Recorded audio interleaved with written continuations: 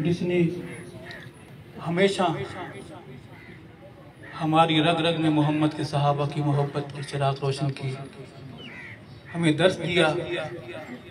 मेरे वालिद गिरामी, मैं आपसे मुल्तमिस हूँ, मेरे बुजुर्ग खड़े, कुर्रा उलमाए किराम खड़े और हमारे भाई कसीर तादाद में, खुशकिस्मती है कि हमारे मखदूम पीरज़ादा मेरे काबिल फ़ख्र भाई अल्लामा पीर मसूद नवाज दामत बरकातहू, वो अपनी मसरूफियात छोड़कर मेरी इस दुख की घड़ी में अपने भाई के सर पर मोहब्बत का हाथ रखने आए, बताने आए कि दुख गम की घड़ी में या खुशियों की घड़ी में हम साथ रहेंगे इंशाअल्लाह।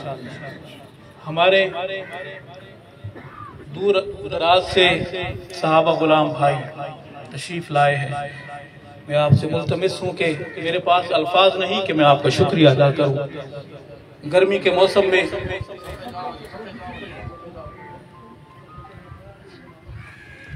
आप हजरात यहाँ तशरीफ फरमा है, मैं तो शुक्रिया अदा करूँगा और साथ दुआ करूँगा कि अल्लाह आपको इसका अज्र अता फरमाए।